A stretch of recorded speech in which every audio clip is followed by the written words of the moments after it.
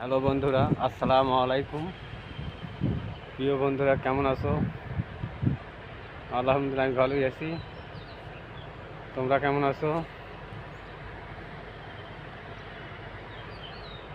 দেদের মেয়ে জোৎস্নায় আমায় কথা দিয়াছে, আসে আসে বলে জোৎস্না ফাঁকি দিয়াছে, এই গো ফাঁকি দিয়াছে।